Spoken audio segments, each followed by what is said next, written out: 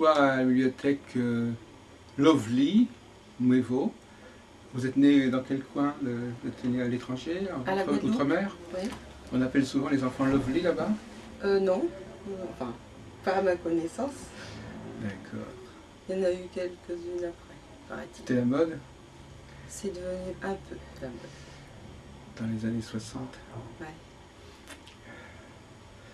Voilà, donc vous m'avez dit que vous étiez attiré par... vous faites de l'astrologie donc depuis une bonne trentaine d'années, disons. Oui. Vous avez commencé à l'adolescence. Oui. Et vous avez commencé là-bas, aux Antilles, ou vous étiez déjà en métropole? J'étais déjà à Paris. Et comment... oui, bah, c'est intéressant. C'est pas courant. Qu'est-ce qui vous a amené à vous intéresser aussitôt? Et au départ, vous étiez intéressé par une forme d'astrologie, je suppose, assez sommaire, non? Oui, classique, oui, on va dire. Non, mais je veux dire, vous avez déjà appris à faire des thèmes à ce moment-là? Très vite, oui. Ah oui? Ouais. Vous étiez coaché par quelqu'un, alors? En 81, oui, j'ai pris des cours avec Yves Lenoble. Oui. J'avais une vingtaine d'années. D'accord. Vous l'aviez rencontré à Astroflash, je sais pas où? Non, en fait, c'est ma mère qui m'en a parlé. Elle m'a dit ce serait bien que j'ai vu cette publicité. Et puis ça s'est fait comme ça, en fait. Ah oui. Ouais. Et vous aviez 15 ans quand vous avez suivi les cours? Non, j'avais 20 ans. Vous avez 20 ans, oui. J'ai commencé à être autodidacte, en fait. Voilà, c'est ça. Alors, en autodidacte, vous aviez appris quand même à utiliser les éphémérides, tout ça, déjà? Oui. Vous avez acheté les bouquins. Parce qu'à l'époque, il n'y avait pas encore les ordinateurs. Oui. Enfin, en tout cas, pas pour les calculs. Oui, c'était fastidieux. Vous avez été voir Astroflash un petit peu pour avoir les premières interprétations, ça venait de se développer? Oui. Yves Lenoble, je crois qu'il travaillait à Astroflash. Oui, c'est pour ça que je dis ça. Oui, absolument.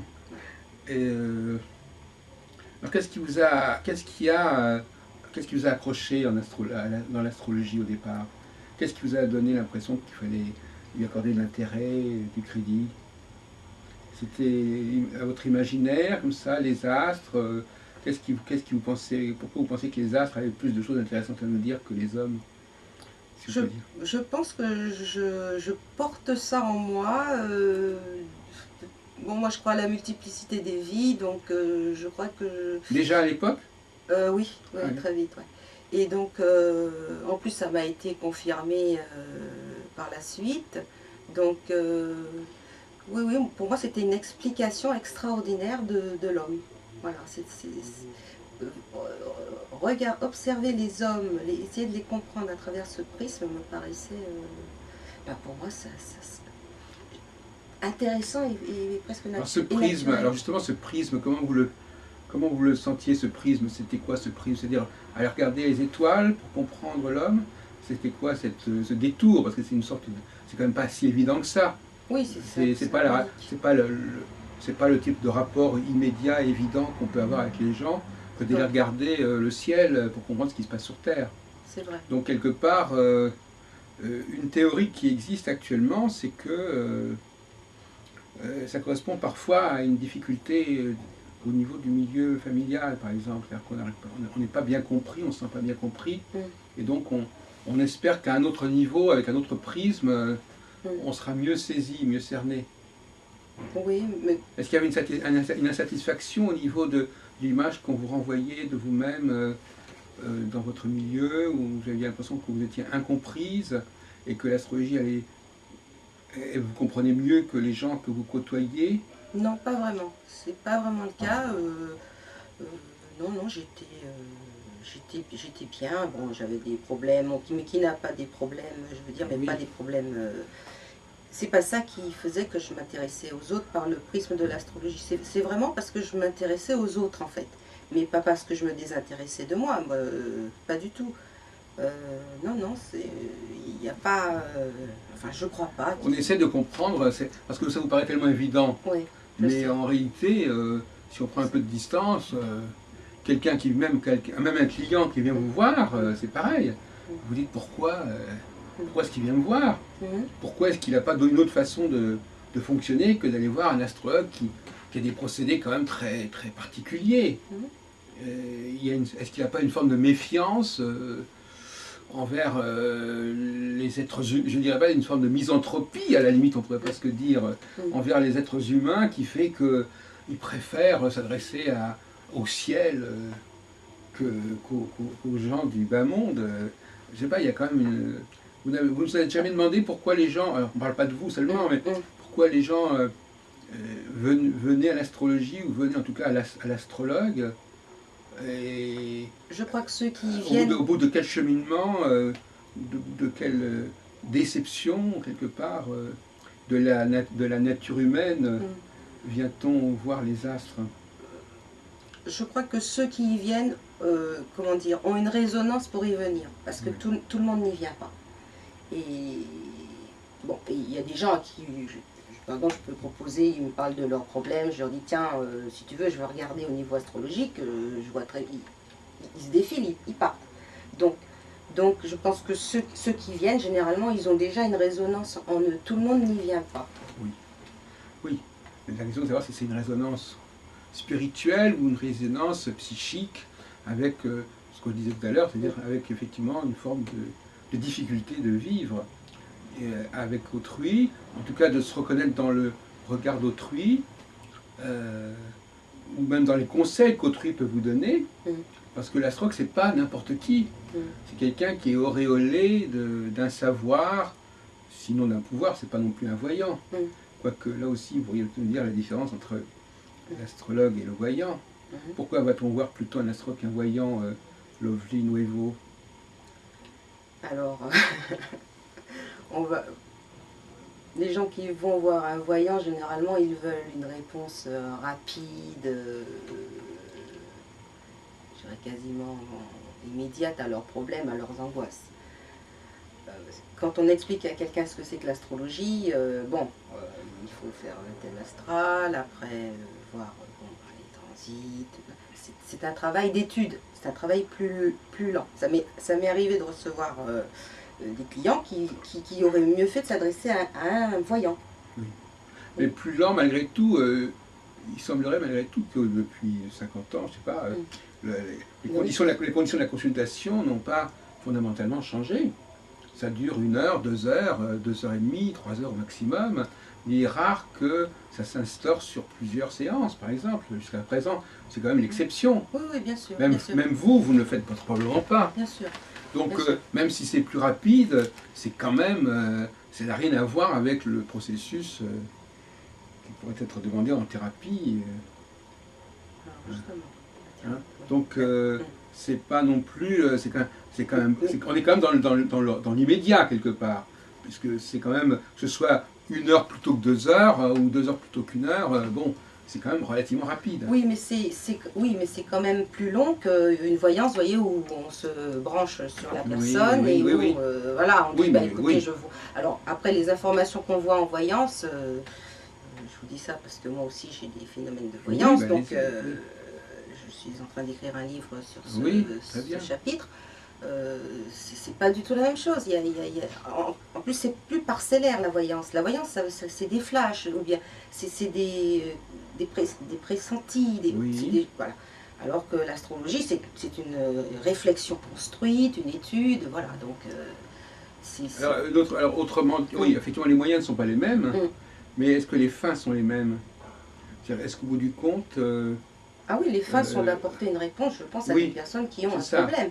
Il est rare que quelqu'un qui... Bon, ça peut arriver aussi, quelqu'un qui veut découvrir l'astrologie, par exemple, par curiosité, dit, tiens, j'ai jamais fait mon thème, dites-moi, voilà ce que vous voyez dans mon thème. Là, bon, généralement, je dirais que c'est un peu comme quand on va chez le médecin ou chez l'avocat. Quand on va chez l'astrologue de manière sérieuse, entre guillemets, c'est parce qu'on a un questionnement. Un ou plusieurs d'ailleurs.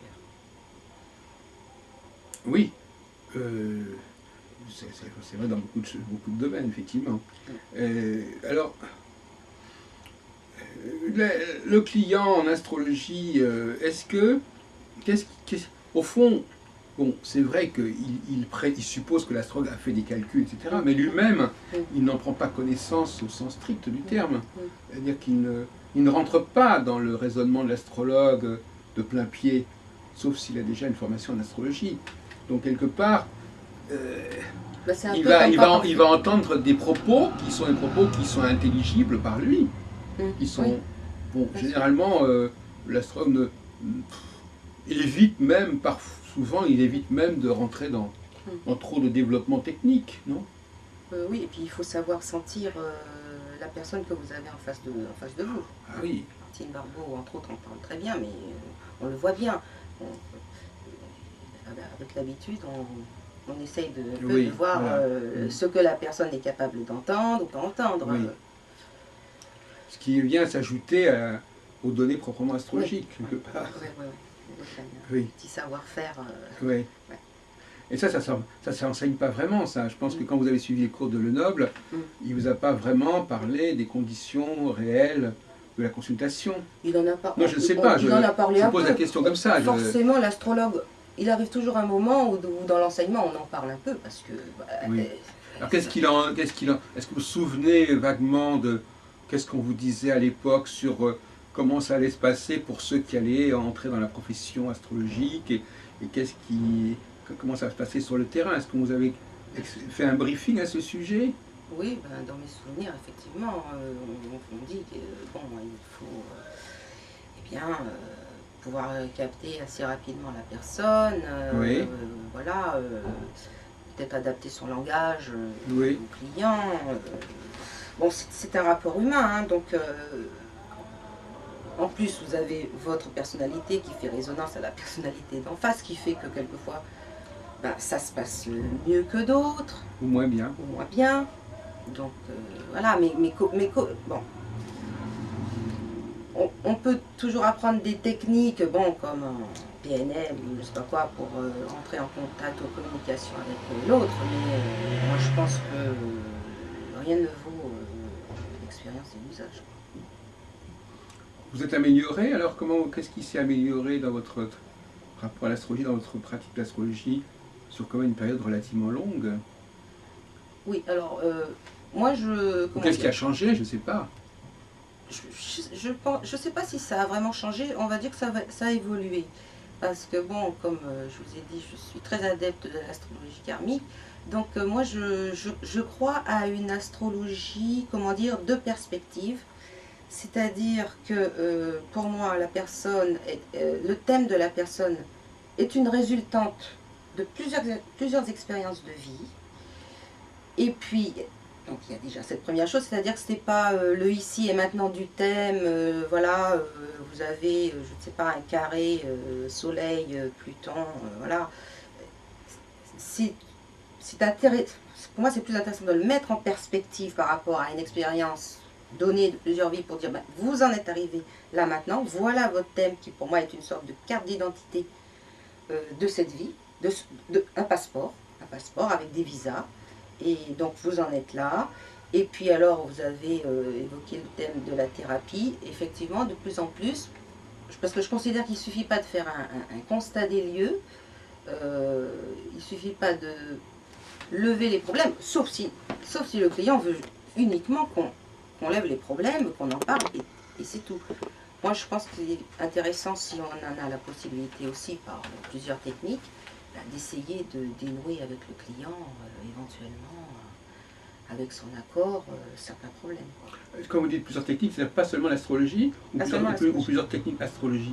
Pas seulement, non, pas seulement l'astrologie. L'astrologie étant une clé, un chemin, mais pour moi, le but de tout ça, c'est pas de faire des thèmes, et voilà, d'accumuler des thèmes. Quelles sont les autres techniques, par exemple, dont il s'agirait?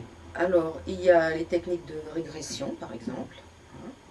Alors, dans ces cas-là, le sujet, comment dire, à la différence de l'hypnose, le sujet reste conscient, totalement conscient.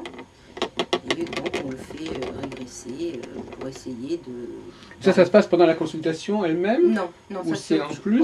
En plus, Sur des prolongements? pour les personnes qui le souhaitent, Oui. qui disent, bon, mais, voilà, effectivement, vous me dites que chaque fois que je suis confrontée à tel type de situation, j'ai tel type de réaction, ça me gêne, ça me gêne. Il peut même y avoir des problèmes physiques, hein, des personnes qui, par exemple, présentent des eczémas récurrents qui ne cèdent pas au traitement, bon, plein de choses comme ça. Et sans... Alors, on n'est pas en train de dire qu'on prend la soigne. place du médecin. Attention. Là, on est sur un autre terrain. Donc, d'essayer de voir qu'est-ce qu'il y a là-dessous pour pouvoir décoder, dénouer éventuellement ce problème-là. Ça me paraît très intéressant. C'est-à-dire pas rester dans l'astrologie pure, qui étudie le thème, qui voit les problèmes. Moi, je pense qu'il faut... Si on mais peut, quand si même, on... mais quel est le pourcentage des clients qui rentrent dans cette option? Alors, pour le moment, je débute dans cette quand même voie. une petite minorité, non? Oui. D'abord, il faut d'abord qu'ils le sachent, déjà. Ah oui, oui, mais de toute façon... Ils savent que vous faites ça aussi. Absolument. C'est vous proposer un bouquet de possibilités. Ça, c'est déjà... Parfois, ils peuvent ne pas commencer par l'astrologie, à la limite, ils pourraient peut-être... ou c'est comme l'astrologie qui est le cœur du truc, le point de départ, l'accroche, c'est l'astrologie, ou pas forcément? Ça peut être l'inverse, ça peut être des psychothérapies qui se servent de l'astrologie, rien n'a, ça existe. Votre positionnement, il est comment? Comment vous l'avez élaboré, votre positionnement par rapport au public? Qu'est-ce que les gens savent de ce que vous leur proposez? Justement, je suis en train de leur faire savoir ce que je leur propose en plus de l'astrologie. Parce que je suis justement en train de, comme je vous dis, de me positionner dans le temps d'après. C'est-à-dire, j'ai fait beaucoup de thèmes, j'ai vu beaucoup de choses. Ah oui, voilà, et je sens bien que, ce n'est satisfaisant à la limite, ni pour moi, ni pour eux. Mais chacun est libre, il n'y a pas d'obligation. Mais Yves Lenoble, lui, est-ce qu'il avait ouvert déjà cette voie un peu de plurifactoriel, comme on dit, ou est-ce que malgré tout, parce que, bon, je sais pas, il a évolué aussi depuis l'époque, hein, mais est-ce que malgré tout, pour lui, l'astrologie était quand même, se suffisait à elle-même, en quelque sorte? Parce qu'il est ce qu'on appelle, il était à l'époque conditionnaliste, non? Il n'était pas un peu... influencé par l'école de Jean-Pierre Nicolas. Oui, un peu, je serais tentée de dire comme beaucoup d'astrologues, mais bon, par exemple, avec l'école de Catherine Gestas, qui elle est plus psychologue transgénérationnelle, plus dans la généalogie, donc il a un peu versé... Oui, mais ça c'est plus récent dans son développement. Oui. Alors, non, je pense qu'il s'est plus rapproché, il est plus dans cette direction maintenant. Il croit, enfin... Bon, je sais qu'il pratique beaucoup l'astrologie mondiale. Oui, mais ça ne vous concerne pas immédiatement, enfin, sauf si... Oui, non, je pense que lui, il est resté plus dans l'astrologie... Oui, je ne crois pas qu'il se dirige vers une sorte de thérapie. Non, bon, en plus, il a eu pas mal d'activités de professorat, de conférencier, tout ça. Donc, oui, je pense que ça reste son cheminement, d'après ce que je comprends. Hein. J'ai encore des nouvelles de lui il n'y a pas longtemps. On a fait un séminaire justement en psychogénéalogie, donc il reste quand même dans ce genre de chemin. Quoi. Par contre, vous, effectivement, quelque part, vous ne voulez pas être collé à l'astrologie. Vous ne voulez pas être fermé par rapport... Enfin, vous ne voulez pas vous enfermer dans l'astrologie. Il y a quand même une raison, excusez-moi de vous poser cette question. À quel moment vous avez eu ce sentiment qu'on ne pouvait pas mettre tous ses œufs dans le panier de l'astrologie, si on peut dire? Alors peut-être parce que je suis ascendant Cancer, peut-être qu'il y a quelque chose qui est du domaine d'aider, voilà, aider, transmettre. L'idée d'une école d'astrologie aussi me trotte dans la tête depuis très longtemps. Ah oui. Ça va se faire alors? J'ai été prof dans le milieu, on va dire, classique. Oui, je vais essayer de monter ça. Alors après, quelle forme ça va prendre? Vous savez que maintenant il y a du e-learning, des choses comme ça, mais moi je préfère le contact direct. Oui. Ouais. Avec chez vous, enfin, chez quelqu'un lieu. Oui, je préfère ça. Ouais. Je trouve que c'est enrichissant et pour vous et pour l'autre. Je vois quand on fait des thèmes et qu'on les envoie à quelqu'un, qu'on n'a pas la personne en face, comment c'est... Oui, ça aussi peut être frustrant. Par les caméras, tout ça aussi. Mais on va un petit peu changer d'optique. Est-ce qu'on peut dire que l'astrologie est prouvée? Bon, je sais que vous n'êtes pas une fanatique de l'astrologie, mais il est évident qu'à partir du moment où vous panachez l'astrologie avec d'autres choses, on ne sait plus très bien on ne sait pas très bien. Enfin, c'est un ensemble. C'est un ensemble. On peut plus si facilement isoler l'apport de l'astrologie et l'apport des autres domaines, puisqu'ils se complètent quelque part. Donc, est-ce que vous emploieriez des mots comme, c'est aussi un problème de langage, est-ce que vous diriez l'astrologie est vérifiée ou comment vous présenteriez qu'est-ce qui justifie l'astrologie? Enfin, qu'est-ce qui prouve que ça marche, si on peut dire? Et est-ce que c'est une science? Je ne sais pas. Comment vous parlez sur ces sujets, Lovely? Alors, c'est une science humaine, hein, qui dit humaine. Donc, pour moi, l'astrologie, c'est la combinaison d'un caractère avec des situations.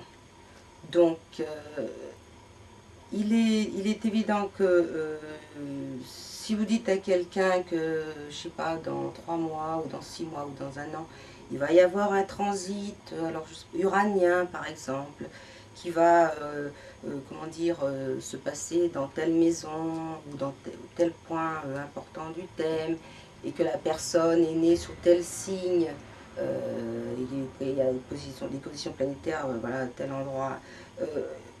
En fait, vous parlez, de... Bon, le caractère, on va dire que le caractère, il est assez défini. Les événements qui vont arriver, sont relativement prévisibles. Alors après, dire comment la personne va réagir par rapport à sa personnalité astrologique à ces événements, moi j'ai une position. Alors, il y a des choses qui sont prédites et qui se passent. Beaucoup de choses prédites peuvent se passer. Moi, je suis assez pour ce que dit Pierre Lassalle sur la question, à savoir, pour lui aussi, il croit à la pluralité des vies. Et donc, le thème astral présent est une résultante. Et pour lui, il dit, si l'astrologue est capable de vous dire comment vous allez réagir le mois prochain à tel événement, ça veut dire que vous n'avez pas évolué. Ça veut dire que je lis dans votre thème comment vous êtes, et vous êtes toujours comme ça, et l'année prochaine, vous réagirez à ces stimuli de la même façon. Donc, pour lui, parce que moi je me place pas que en termes de prédiction événementielle, je me place en termes de l'évolution de l'individu par rapport à son thème, parce que c'est l'intérêt aussi. S'il a un thème, c'est pour en faire ce qu'il veut. Il ne peut rien en faire peut-être, mais ce qui est intéressant, c'est comment il évolue. Donc si on... C'est pas pour se défausser. Donc on ne sait pas à l'avance ce que les gens vont faire de leur thème. Ils ont les personnes ont leur libre arbitre, et de plus en plus de personnes, on le voit bien, ont de plus en plus de libre arbitre. Je pense que... Vous voulez dire par là qu'ils correspondent de moins en moins à leur thème? C'est pas qu'ils correspondent de moins en moins à leur thème, c'est qu'ils ont une réponse de plus en plus personnelle et de plus en plus libre sur leur thème, sauf s'il y a aussi des personnes qui ont des thèmes de contrainte. Hein, ça se voit aussi en karmique. C'est-à-dire qu'en karmique, vous avez des thèmes plus contraignants que d'autres, et vous avez... On le voit bien, même à travers les actions qu'on connaît autour de nous, il y a des personnes qui ont des vies plus contraintes que d'autres. Donc peut-être qu'eux, ils ont moins d'espace de liberté pour répondre aux événements. Ils les subissent plus. Et peut-être que d'autres, à l'intérieur du cadre, parce que moi je pense qu'on a des cadres, et à l'intérieur de ces cadres-là, on a des espaces de liberté. Peut-être que ces personnes-là, elles ont plus d'espace de liberté et peuvent répondre plus librement. Parce que, moi mon cheminement aussi, c'est que la personne s'approprie son thème, fasse connaissance avec son thème astrologique et se l'approprie en toute connaissance de cause, et après en fasse ce qu'elle veut. C'est pas l'astrologue du haut de sa chair qui dit voilà, écoutez, moi je vous conseille de faire ça, et faites ça, ça sera bien. c'est pas, enfin, c'est pas comme ça que moi je Mais vois. s'approprie, c'est une expression qui est assez amusante, s'approprie, parce que par exemple, euh, vous achetez une maison, vous vous l'appropriez. Mm. Donc s'approprier, c'est quelque chose qui n'est pas, qui ne vous appartient pas au départ, et qui va vous appartenir avec le temps. Enfin, voilà. Oui. Donc c'est quelque chose qui, on s'approprie des choses qui nous sont extérieures. Par exemple, vous appropriez pas votre main Oui, oui. ou votre nez. Oui, mais je parle du consultant. Oui, Et mais c'est justement, le ça consultant, l'idée il est au départ étranger à ce qu'on lui dit. À la limite, il est très étranger à son thème, et il faudrait qu'il se l'approprie. avec le temps, une fois qu'on a avec lui Il faut qu'il s'habitue à lui. Et c'est pour, oui, entre autres, bon, ou alors il va, bon, c'est peut-être pas le terme approprié, mais je reviens là-dessus parce que c'est ça aussi mon idée d'école. Pourquoi l'école? C'est parce que moi je trouve que d'autres font du yoga ou de la peinture. Je fais moi-même de la peinture d'ailleurs, ce qui n'est pas exhaustif. Donc l'astrologie me paraît quelque chose d'utile. Enfin, pour ceux qui le souhaitent, ça me paraît Oui, vraiment. mais alors l'école, alors justement, je crois que c'est très différent entre l'enseignement de l'astrologie et la consultation, c'est totalement différent. Parce que dans la consultation, vous n'exposez pas au client les lois astrologiques, les dispositifs astrologiques. Vous lui en donnez des applications. Mais quand les élèves, eux, il faut qu'ils se payent tous les exposés de toutes les techniques, etc. Et ça, par exemple, si vous devez expliquer, prenons le cas très simple des 12 signes, c'est quand même... moi, je pense que d'une certaine manière, c'est pas si évident ça que l'enseignement, parce que justement, l'enseignement est censé présenter les choses d'une manière cohérente. Hein, quand on enseigne quelque chose, une langue, on a une grammaire, on a une... Bon. Et alors la cohérence, justement, la cohérence du savoir astrologique, est-ce que pour vous, quand on expose l'astrologie, quelle est la stratégie que vous avez pédagogiquement, quand vous imaginez en tout cas, parce que vous ne l'avez pas encore fait, comment pensez-vous qu'il faut présenter l'astrologie à des gens qui veulent l'apprendre sérieusement? Un peu, c'est vrai que je suis juriste de formation, et donc un peu comme le droit en fait, avec les règles. Pour moi, il y a une cohérence en astrologie. Hein. Il y a les 12 signes, les 12 maisons, les planètes. Il y a un système. Il y a une systématisation. Donc voilà. Pareil, un système qui fonctionne de telle façon.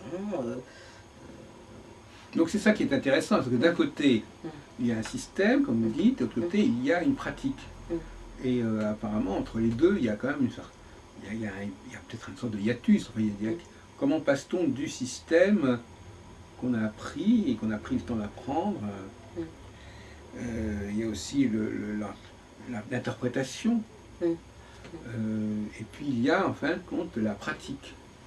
Alors à chaque stade, on a l'impression, le système c'est le point de départ si on veut, et puis après, il faut faire la synthèse entre beaucoup d'éléments qui ne coïncident pas forcément, et puis en plus après rencontrer la personne. Enfin, c'est-à-dire que ce système il tend à se diluer en quelque sorte au fur et à mesure qu'on passe au niveau de l'application. Hein? Donc on peut dire que c'est l'accroche. Il y a une accroche d'une astrologie qui semble très simple, très cohérente. Et puis par exemple, pour prendre le cas, si on prend un cycle, ça va. Si on en prend 2, 3, 4, 5, 6, ça devient un peu plus compliqué. Donc il y a un moment donné où l'accumulation des informations n'est pas si facile à gérer. Notamment, vous savez que donc on sait que Yves Le Noble est très intéressé par les cycles, mais les cycles, oui, un cycle, oui, d'accord, très bien. Mais comment à votre avis, quelqu'un vous poserait la question comme ça, comment on gère ces cycles qui se rajoutent les uns aux autres, qui interfèrent, qui s'entrechevêtrent, comment on fait au départ, un cycle c'est simple, il y a un aspect, il y a un trigone, il y a un carré, il y a tout ce qu'on veut. Mais quand il y en a un autre qui arrive, et puis encore un autre, je crois qu'il y en a, je sais pas, il y a au moins une centaine de cycles possibles. Hein, déjà, même avant de connaître Uranus, on disait qu'il y en a déjà une centaine. Alors, on a l'impression qu'à un moment donné, l'accumulation des informations... délaye un peu le... et puis aussi, ça doit, quelque part, ça doit aussi quand même perturber un petit peu. Et puis, alors, en ce qui concerne, prenons un exemple extrêmement simple, les 12 signes zodiacaux. Alors, vous vous interrogez sur leur symbolisme, ou alors vous préférez plutôt parler des triplicités, des quadruplicités, enfin, comment vous parlez de la... On va imaginer, n'est-ce pas, que vous prépariez un cours d'initiation au zodiaque, aux typologies zodiacales, alors, parce qu'effectivement, vous savez que c'est ce que les gens savent au départ. Hein. Les gens, ils connaissent leurs signes. Bon, donc, qu'est-ce que vous leur... bon, est-ce que vous appuieriez sur le dessin, le nom du signe, ou est-ce que vous préfériez... Je pense que le noble ne s'intéresse pas trop à la symbolique des signes. Bah, selon lui, il y a des petits livres bien faits, l'édition Le Seuil ou d'autres, lisez-les, ce qui est vrai. Parce que, bon, oui, mais c'est vrai que dans le cadre d'un cours, on peut... moi, je pense qu'il faut un peu combiner, le symbolisme des signes sont très importants, puisque, bon, ça vient des anciens qui avaient constaté que, bon, tel individu naissant à telle heure présentait tel type de caractère, personnalité, tout ça. Le symbolisme est très très très intéressant, parce que l'astrologie finalement est symbolique, elle n'est pas, même si elle est basée sur des choses physiques dans le ciel, mais le travail astrologique c'est un travail de symbole, c'est de dire ah ben, le soleil est dans tel signe, symboliquement ça veut dire que vous avez, ou symboliquement ou réellement, bon, ça dépend du discours de chacun, voilà, vous avez tel type. Non, moi je trouve que le symbolisme est très enrichissant et très intéressant. Ceci étant dit, j'aborderai aussi les triplicités, toutes les choses qui sont vraies, parce qu'en fait, l'astrologie c'est un empilement en fait d'informations. C'est-à-dire que le symbolisme est vrai, mais les triplicités, tout ça, c'est vrai aussi. Oui. Ça vous fait sourire? Oui, parce qu'effectivement, c'est d'abord premièrement parce qu'il y a des modes de fonctionnement mentaux, effectivement. Je ne sais pas si vous savez que moi je m'intéresse beaucoup, enfin je ne sais pas si vous le savez, je m'intéresse beaucoup à la question du masculin et du féminin, à la mentalité masculine, féminine, etc. Et là, vous savez qu'actuellement, dans les réunions astrologiques, on a quand même une très grosse majorité de femmes. C'est considérable, c'est même tellement considérable que lors un des derniers colloques organisés Yves Le Noble, un des conférenciers a lui-même exprimé sa surprise. Vous n'allez pas tellement aux réunions astrologiques apparemment. Si, c'est de l'association Source. Vous voyez bien qu'il y a quand même une écrasante majorité de femmes. Je ne parle pas des conférenciers, hein, je parle du public. Bon, ça vous dirait, pour vous, ça ne veut rien dire. Quel est votre commentaire à ce sujet? Parce que ça m'amuse d'entendre les commentaires concernant ce fait de société, en quelque sorte. Alors, écoutez, ça me fait penser, je reviens un peu à ma profession, de mon ex-profession de juriste, où vous savez qu'avant, la profession d'avocat, c'était surtout des hommes. Et de plus en plus, ça devient des femmes. Donc, il y a un discours, enfin, il y a une opinion publique, enfin, pas publique, qui dit que lorsqu'une profession se vulgarise, elle devient féminine.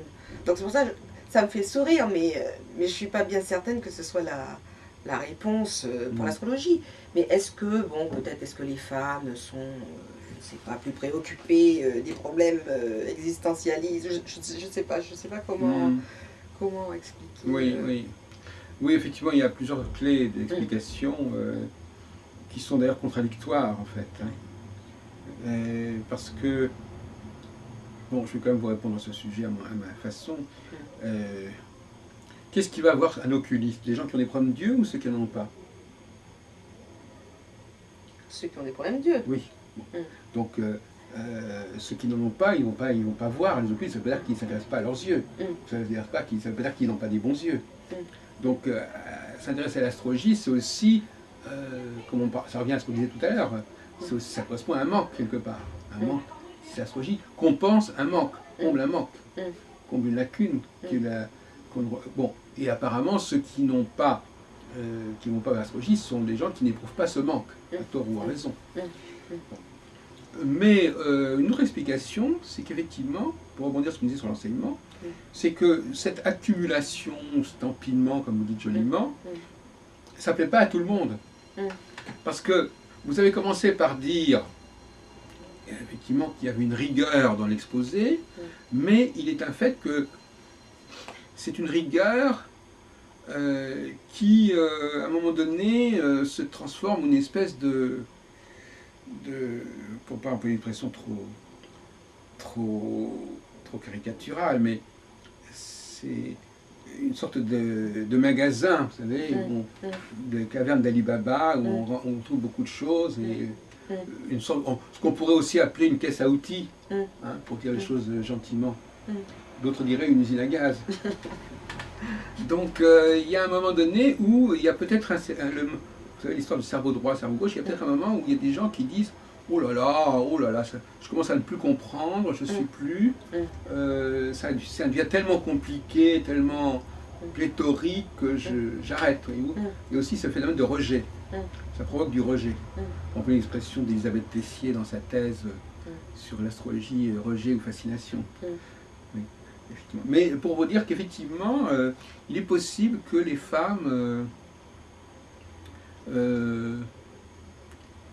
par exemple, vous regardez par exemple, cette pièce, il y a beaucoup de choses. Hein, bon. Mais c'est de l'extérieur, c'est extérieur. Bon.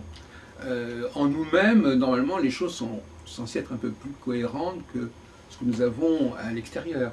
On peut accumuler des objets, ça ne représente pas ce que nous sommes. Par exemple, notre organisme physique, il y a quand même intérêt à fonctionner normalement. Bon, maintenant, dans une pièce, on peut mettre des choses qui n'ont aucune utilité. C'est pas du tout la même chose. Donc, il y a des choses qui sont acquises et qu'on peut accumuler, empiler, et puis il y a les choses qui nous font fonctionner, et là, il vaut mieux que ça fonctionne correctement. Donc, il y a quand même un décalage entre pour employer une expression un petit peu prétentieuse, entre l'être et l'avoir. L'avoir peut être extrêmement divers, on a des tas de choses, mais l'être, c'est souvent quelque chose qui est censé être un peu plus simple. Bon, maintenant, on peut être marqué par la vie, par des événements, des incidents qui font que notre structure mentale, elle se complexifie. Et d'ailleurs, la diversité même du système solaire et des signes incite à penser que l'astrologie peut expliquer des choses très compliquées. Puisque justement, elle est compliquée. À quoi ça servirait d'avoir Uranus, Neptune, Mars, Jupiter, si ce n'était pas pour appréhender des choses qui sont quand même un petit peu compliquées. Non mais là, je plaisante un petit peu, parce que moi, j'appartiens à une autre école. Oui, non, mais je suis tout à fait d'accord. Mais je pense qu'il y a même plusieurs niveaux. Vous savez, il y a plusieurs niveaux de lecture. Par exemple, je veux dire, d'avoir Neptune en 4, il y a plusieurs niveaux de lecture. On peut avoir une lecture très terre à terre, voilà. Et puis on peut monter dans l'explication. Mais revenons à la question des cycles, parce que bon, pour des gens comme Yves Le Noble, par exemple, bon, ce qui permet d'étudier un cycle, d'ailleurs quand on dit un cycle, il y a déjà un petit problème, parce qu'effectivement c'est souvent une combinatoire de deux planètes. Alors que par contre, si vous étudiez une planète à travers les 12 signes, vous n'avez pas besoin de deux planètes. Donc déjà, l'histoire des deux planètes, ça peut être si vous voulez, pour les étudiants, c'est un petit peu embêtant qu'on leur dit déjà, il faut mélanger, alors il faut faire des mélanges constamment. Mélanger deux planètes qui se combinent forcément, une planète dans un signe, c'est aussi une combinaison. Alors c'est déjà toute cette histoire de mélange, de mixture, de mélanger le signe, la planète, la maison, l'aspect, ceci, cela, etc. Il faut avoir un certain état d'esprit pour ça. c'est déjà, c'est pas la question du cosmos, là, c'est carrément une gymnastique de une l'esprit gymnastique, présente. oui, et ne pas, et le panachage, etc., ne pas, ne pas chercher des choses trop simples. Parce que l'astrologie semblerait, mais vous me démentirez, semblerait ne pas être un exemple de simplicité, quelque part. Même si, dans le public, au départ, on dit « je suis Sagittaire, je suis Scorpion », ça c'est relativement simple. Mais tout de suite, dès qu'on met le pied dans une école d'astrologie, on est dit « ah mais ça c'est rien du tout, il faut rajouter ceci, rajouter cela, etc. » Donc il y a déjà une espèce de contradiction dans l'image même de l'astrologie. Est-ce que l'astrologie est une école de simplicité, de clarté, où elle met les gens dans des cases, ou est-ce qu'au contraire c'est une sagesse qui vient aborder l'individualité dans ce qu'elle a de plus particulier, de plus karmique, etc. Donc il y a déjà plusieurs discours sur l'astrologie. Vous-même, quand vous êtes venu à l'astrologie à 15-16 ans, vous avez probablement commencé par les 12 signes, je suppose. Et puis petit à petit, on vous avez appris que il fallait monter ceci, monter cela, et ça a été une sorte de sevrage, si on peut dire. Je veux dire, un sevrage entre l'idée, voilà, c'est simple, et puis non, c'est pas si simple que ça. Alors, écoutez, je vais vous dire franchement, c'est vrai que à l'âge de 15 ans, j'étais déjà assez mûre. Hein. Peut-être qu'il y a eu des événements de ma vie. Bon, je suis arrivée ici à l'âge de 8 ans, j'ai changé totalement de vie, j'ai été élevée par ma mère, qui m'a élevée seule. Enfin bon, il y avait eu pas mal d'événements, ce qui fait que quand je suis venue à l'astrologie, j'ai pas le souvenir de me dire « oh, c'est un truc simple et je vais… » Non, je pense que… Justement, ce qui m'intéressait, c'est que je sentais que c'était porteur. Rendre compte de la complexité de votre vie. C'était porteur de quelque chose de très intéressant et qui allait se développer après. Voilà. Donc on revient à la question initiale, c'est qu'effectivement, c'est la complexité même de votre vie qui vous a amené à aller vers un savoir qui semblait être en mesure de refléter cette complexité. Oui, peut-être, enfin, peut-être pas immédiatement, parce que…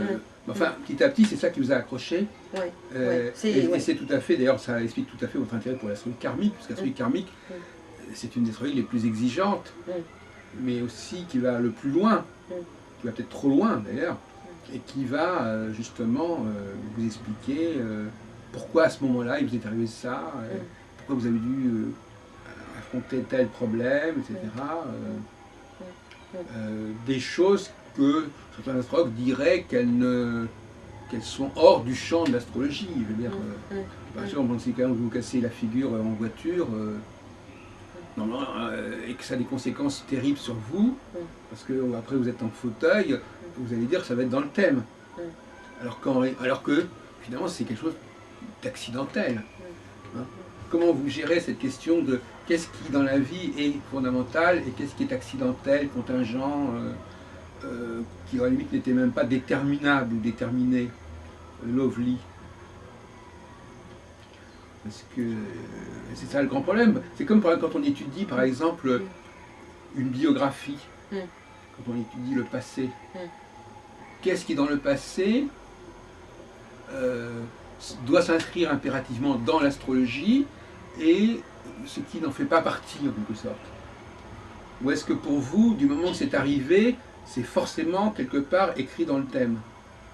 Oui, c'est vrai que c'est difficile parce qu'en fait, quelque part, soit on est observateur d'événements qui ont déjà eu lieu, soit on est, comment dire, prédicteur d'événements qui vont arriver. Mais prédicteur et même prescripteur. Prescripteur peut-être des fois. Non, mais je crois que, en fait, il y a une sorte de cohérence, même derrière une incohérence de vie.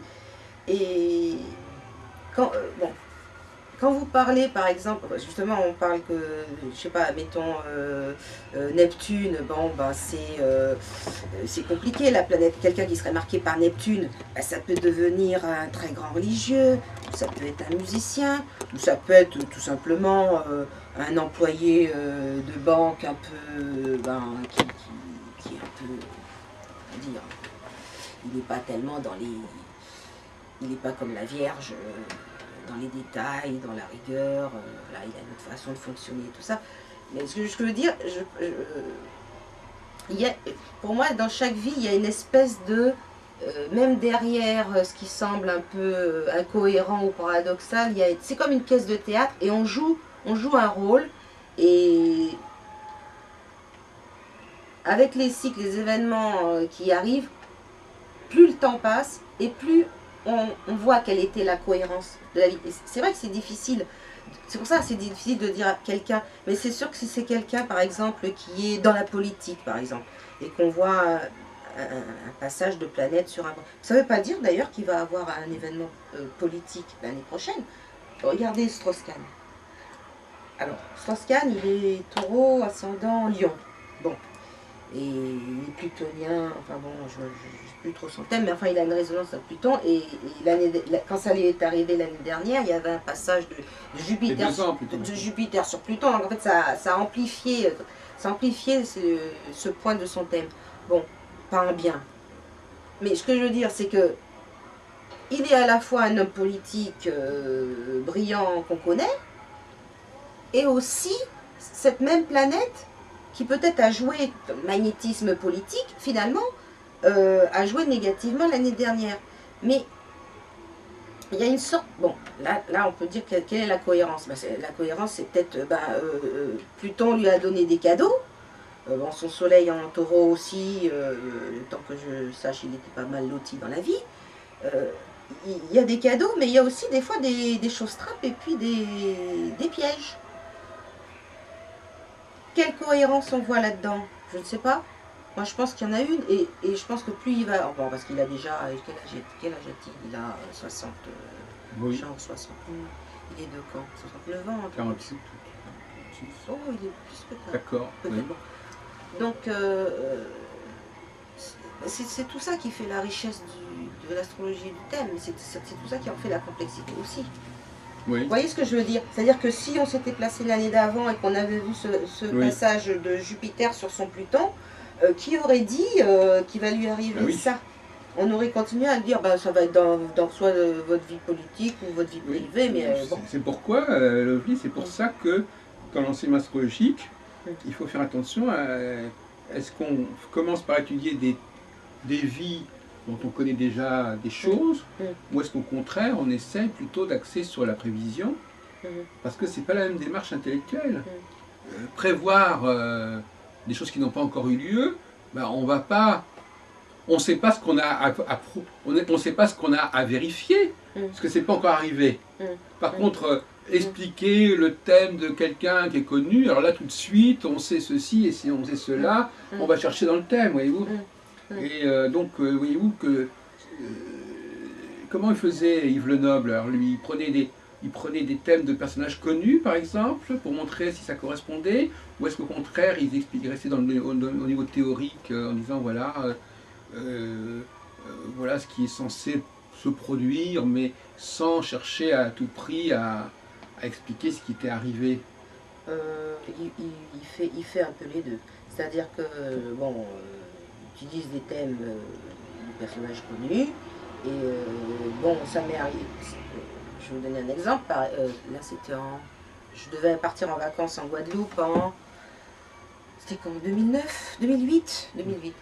Et bon, il regarde mon thème et tout ça, et bon, comme je suis marquée par le pays natal, il regarde un peu les événementiels. Et il me dit, tiens, donc au mois de juillet, là, quand vous allez partir, va y avoir un événement, enfin, comment dire, une syzygie qui est pas bonne. Donc faites attention, parce que ça devrait, vers le 11-12 juillet, ça ne devrait pas être très bon. Bon. Rappelez-nous ce que c'est que la syzygie, quand même, rapidement. Alors, comment dire, vous avez pour nos éditeurs. La planète qui passe sur un point récepteur, et vous avez la position, par exemple, du Soleil en trigone ou en carré, par exemple, et la position de la Lune dans un autre signe, en trigone ou en carré. Alors, ce qui fait que, bon, vous pouvez avoir une syzygie avec positives, on va dire, qui annoncent, quand c'est le trigone, des événements favorables. Bon, si c'est dans des signes en carré, en opposition, ça va être quelque chose fâcheux. De fâcheux. Donc, alors en plus, j'avais rêvé de chien noir une semaine avant de partir là-bas. Et j'arrive là-bas.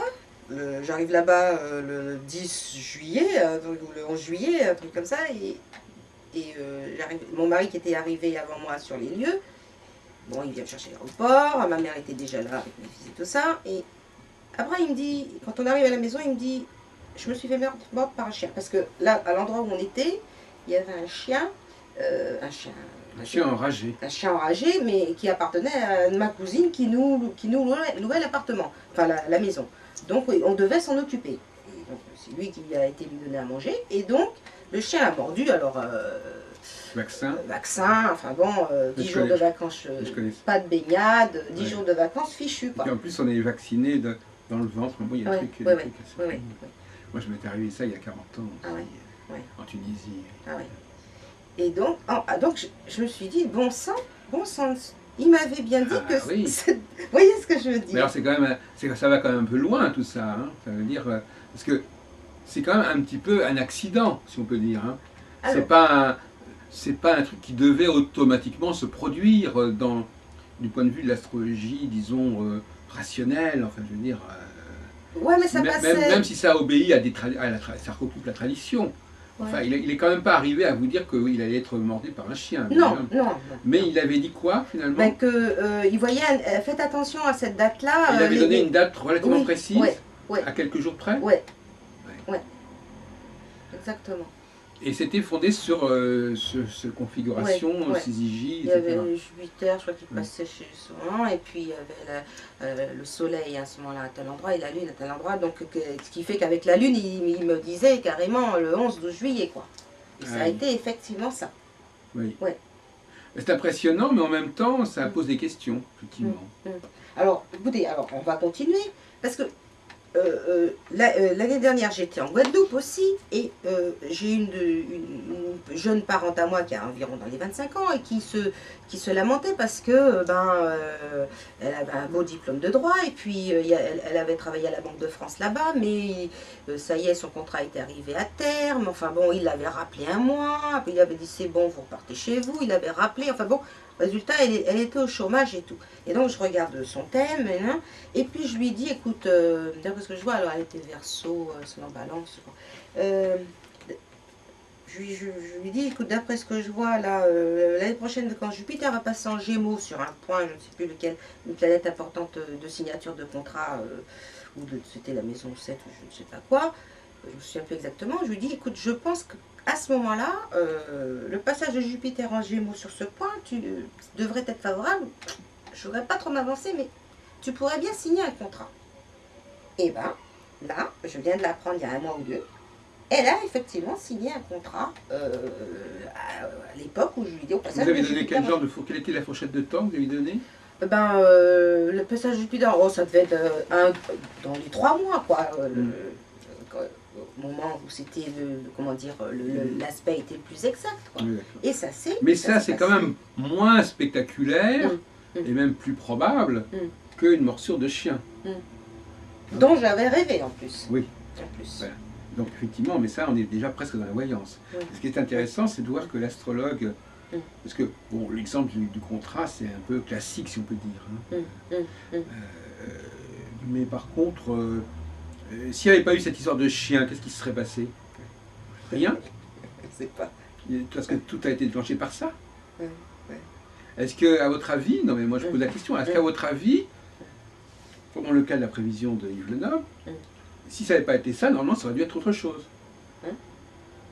Ou peut-être. Est-ce qu'il n'y avait pas un faisceau de choses qui aurait fait que de toute façon, à ce moment-là, et encore, ce qui est un peu gênant, c'est la brièveté de la fourchette, parce que l'astrologie, il y en connaît qui font ça, mais enfin, je veux dire, c'est pas non plus évident la précision dans le temps est presque aussi inquiétante que la question du type d'événement qui s'est produit.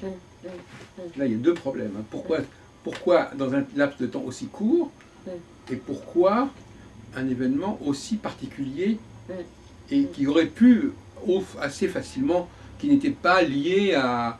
Pourquoi est-ce qu'il a été mordu d'abord, à votre avis? Est-ce que c'était quelqu'un qui avait un tempérament à se faire mordre? Je ne sais pas. Est-ce qu'il y avait une nécessité à ce que ce monsieur, qui était votre mari en l'occurrence, qui se fasse mordre? Est-ce que c'est quelqu'un qui se fait mordre constamment ou qui a tendance à avoir des problèmes de ce genre Alors, je crois qu'il a été trop confiant. Ah. Parce qu'il a tourné le dos Oui. à un animal qu'il ne connaissait pas. Et on lui a dit, hein, tu ne tournes jamais le dos à un animal que tu ne connais pas, un chien. Ah oui, moi je ne connaissais pas cette règle d'ailleurs. Ouais. Généralement, je l'ai. Ouais. Ah oui. Il a posé, à partir du moment où il a tourné le dos, c'est là où il s'est fait mort. Mais finalement, il était atteint ou pas par la rage? Non, non, parce qu'il a été. Il fallait prendre la prévention. Oui. Le remède était pire que le mal en fait.